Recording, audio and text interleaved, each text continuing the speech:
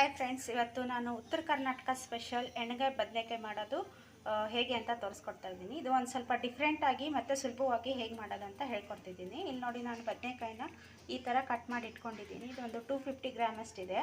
ಮತ್ತು ಇದಕ್ಕೆ ಮಸಾಲೆಗೆ ಏನು ಬೇಕು ಅಂತ ನೋಡ್ಕೊಳ್ಳೋಣ ಬನ್ನಿ. ಸ್ವಲ್ಪ ಒಂದು ಹಾಫ್ ಕಪ್ ಅಷ್ಟು ಕೊಬ್ಬರಿನ ಹೆಚ್ಚಿಟ್ಕೋಬೇಕು. ಮತ್ತು ಒಂದು ಸ್ವಲ್ಪ ಕೊತ್ತಂಬರಿ ಸೊಪ್ಪು, ಒಂದು ಹಸಿಮೆಣಸಿನ್ಕಾಯಿ, ಒಗ್ಗರಣೆಗೆ ಒಂದು ಸ್ವಲ್ಪ ಕರಿಬೇವು ಸೊಪ್ಪು ಮತ್ತು ಒಂದು ಸ್ಪೂನಷ್ಟು ಜೀರಿಗೆ, ಇದನ್ನೆಲ್ಲ ಮಿಕ್ಸಿ ಮಾಡ್ಕೋಬೇಕು. ಮತ್ತು ನಾನಿಲ್ಲಿ ಒಂದು ಈರುಳ್ಳಿ ಹೆಚ್ಚಿಟ್ಕೊಂಡಿದ್ದೀನಿ. ಮತ್ತು ನಾನಿಲ್ಲೊಂದು ಟೊಮೆಟೊ ಹೆಚ್ಚಿಟ್ಕೊಂಡಿದ್ದೀನಿ. ಎರಡೂ ಸೇರಿಸಿ ಒಗ್ಗರಣೆಗೆ ಹಾಕ್ಕೊಳ್ಳೋಣ. ಇಲ್ಲೊಂದು ಪಾತ್ರೆಗೆ ನಾನೊಂದು ಸ್ವಲ್ಪ ಆಯಿಲ್ನ ಬಿಸಿ ಮಾಡೋಕ್ಕಿಟ್ಟಿದ್ದೆ. ಈ ಆಯಿಲ್ ಸ್ವಲ್ಪ ಬಿಸಿ ಆದಮೇಲೆ ನಾವು ಸ್ವಲ್ಪ ಬದನೆಕಾಯಿನ ಹಾಕ್ಕೊಂಡು ಇಲ್ಲಿ ಫ್ರೈ ಮಾಡ್ಕೊಳ್ಳೋಣ. ಬಿಸಿಯಾಗಿರೋ ಎಣ್ಣೆಗೆ ಹೆಚ್ಚಿಟ್ಕೊಂಡಿರೋ ಬದನೆಕಾಯಿನ ಹಾಕ್ಕೊಂಡು ನಾನು ಫ್ರೈ ಮಾಡ್ಕೊತಾ ಇದ್ದೀನಿ. ಇದೊಂದು ಸ್ವಲ್ಪ ಟೇಸ್ಟು ಡಿಫ್ರೆಂಟ್ ಆಗಿರುತ್ತೆ ಮತ್ತು ಸುಲಭವಾಗೂ ಮಾಡ್ಬೋದು. ಬದನೆಕಾಯಿ ಫ್ರೈ ಆಗೋದ್ರೊಳಗೆ ನಾನು ಮಸಾಲೆ ರುಬ್ಕೊಂಡಿದ್ದೀನಿ. ಇಲ್ಲಿ ನೋಡಿ, ಬದನೆಕಾಯಿ ಎಲ್ಲ ಫ್ರೈ ಆಗಿದೆ. ಇದು ಜಾಸ್ತಿ ಫ್ರೈ ಮಾಡೋದೇನು ಬೇಡ, ಮತ್ತು ಇದು ಎಣ್ಣೆನೂ ಜಾಸ್ತಿ ಹೀರ್ಕೊಳ್ಳಲ್ಲ. ಸ್ವಲ್ಪ ಡಿಫ್ರೆಂಟ್ ಆಗಿರುತ್ತೆ ಟೇಸ್ಟು, ಮತ್ತು ಇದು ಜೋಳದ ರೊಟ್ಟಿ ಜೊತೆ ಒಳ್ಳೆ ಕಾಂಬಿನೇಷನ್ನು.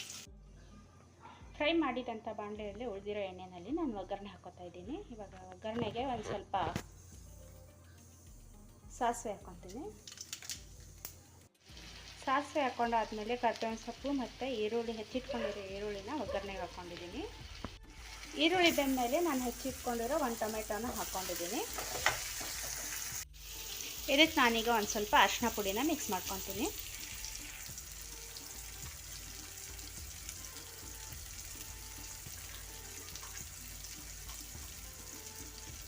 ಒಂದು ಸ್ವಲ್ಪ ಉಪ್ಪು,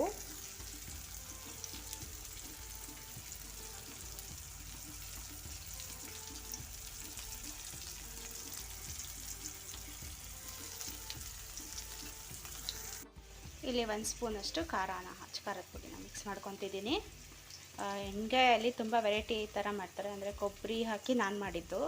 ಸ್ವಲ್ಪ ಜನ ಹುಚ್ಚೆಳ್ಳು ಅಂತ ಸಿಗುತ್ತೆ, ಅದನ್ನು ಹುರಿದು ಪೌಡ್ರ್ ಮಾಡಿಕೊಂಡು ಅದನ್ನು ಹಾಕಿದ್ರು ತುಂಬ ಟೇಸ್ಟ್ ಚೆನ್ನಾಗಿ ಬರುತ್ತೆ.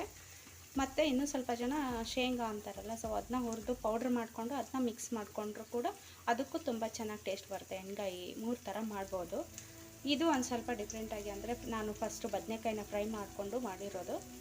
ಇದು ಒಂದು ಸ್ವಲ್ಪ ಟೇಸ್ಟ್ ಡಿಫ್ರೆಂಟಾಗಿರುತ್ತೆ. ಈ ಥರ ಒಂದು ಸತಿ ಟ್ರೈ ಮಾಡಿ ನೋಡಿ. ಇದಕ್ಕಿವಾಗ ರುಬ್ಬಿರೋ ಅಂಥ ಮಸಾಲೆನ ಮಿಕ್ಸ್ ಮಾಡ್ಕೊಂಡಿದ್ದೀನಿ. ಮಸಾಲೆ ಹಾಕಿದ್ಮೇಲೆ ಮಸಾಲೆ ಎಲ್ಲ ಎಣ್ಣೆ ಬಿಟ್ಕೊತಾ ಇದೆ. ಇವಾಗ ನಾನು ಫ್ರೈ ಮಾಡ್ಕೊಂಡಿರೋ ಬದನೆಕಾಯಿನ ಹಾಕೋತಾ ಇದ್ದೀನಿ. ಇಲ್ಲಿ ನೋಡಿ, ಮಸಾಲೆಗೆಲ್ಲ ನಾನು ಬದನೆಕಾಯಿನ ಹಾಕ್ಕೊಂಡಿದ್ದೀನಿ. ಇದಕ್ಕೊಂದು ಸ್ವಲ್ಪ ನೀರು ಹಾಕಿ ಬೇಯಿಸೋಕ್ಬಿಡೋಣ. ನಾನಿಲ್ಲಿ ಒಂದು ಅರ್ಧ ಗ್ಲಾಸಷ್ಟು ನೀರನ್ನ ಹಾಕ್ಕೊಂಡು ಬೇಯಿಸೋಕ್ಬಿಟ್ಟಿದ್ದೀನಿ. ಇದನ್ನು ಮುಚ್ಚಿಬಿಟ್ಟು 1-2 ನಿಮಿಷ ಬೇಯಿಸೋಣ. ಇಲ್ಲಿ ನೋಡಿ ಫ್ರೆಂಡ್ಸ್, ಎಣ್ಣೆಗಾಯಿ ಬದನೆಕಾಯಿ ರೆಡಿ ಆಯಿತು. ಇದನ್ನ ಇವಾಗ ಜೋಳದ ರೊಟ್ಟಿ ಜೊತೆ ಸರ್ವ್ ಮಾಡೋಣ. ನೋಡಿ ಫ್ರೆಂಡ್ಸ್, ಬಿಸಿ ಬಿಸಿ ಜೋಳದ ರೊಟ್ಟಿ ಜೊತೆ ಎಣ್ಣೆಗಾಯಿ ಬದನೆಕಾಯಿ ಪಲ್ಯ ರೆಡಿಯಾಗಿದೆ. ಇದು ಸ್ವಲ್ಪ ಡಿಫ್ರೆಂಟ್ ಆಗಿರುತ್ತೆ ಟೇಸ್ಟು, ಮತ್ತು ಕಡಿಮೆ ಇಂಗ್ರೀಡಿಯೆಂಟ್ಸ್ನ ಯೂಸ್ ಮಾಡ್ಕೊಂಡು ಮಾಡಿರೋದು. ಖಂಡಿತವಾಗ್ಲೂ ಟ್ರೈ ಮಾಡಿ, ಹೆಂಗೆ ಬಂತು ಅಂತ ಕಮೆಂಟ್ಗಳ ಮೂಲಕ ತಿಳಿಸಿ.